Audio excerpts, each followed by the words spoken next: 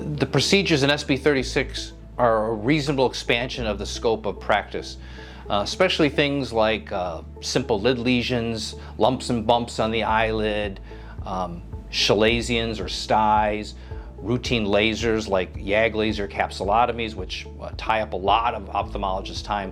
I would have no problem sending them to an optometrist to do those procedures. The procedures in this bill all involve, for the most part, the superficial structures around the eye.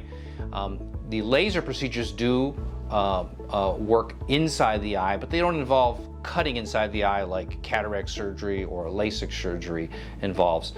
And I think they're procedures that are easily acquired by optometrists who've already been experienced using a lot of the same equipment that ophthalmologists do, like the slit lamp, for example. The YAG laser is an extension of that machine, which they've had a lot of experience using. I practiced a lot in small towns outside of Toledo, and patients had to wait long times to get in for appointments, or they'd have to drive an hour to Toledo for an appointment. And if some of that care could be done locally, it would just ease the burden for ophthalmology. I think it's a win-win situation, not only for ophthalmologists who can now do more, spend more time doing the procedures that they're trained to do and want to do and like to do. Optometry can do more of these procedures as well, and then patients benefit by having more access in a quicker time.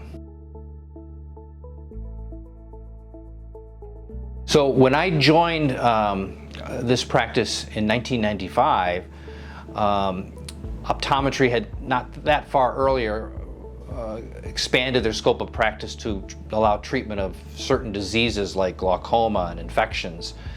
And I think a lot of the same issues you see now were brought up back then, that patients were going to be harmed, that they didn't have adequate training.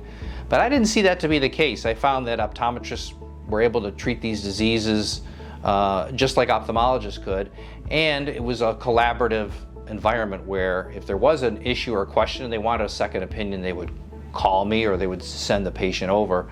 And I think the same thing will happen eventually if this bill passes, where you'll sort of have a teamwork approach between the two professions.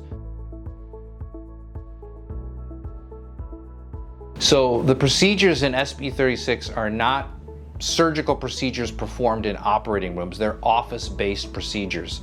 So they are done without sedation typically, so there's no IVs or oral sedation given.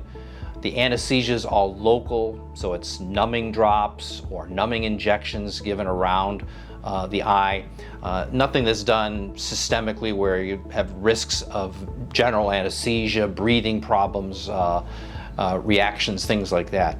So I think that because it's an office-based procedure and not done in an operating room, these can be safely done by optometrists in their offices.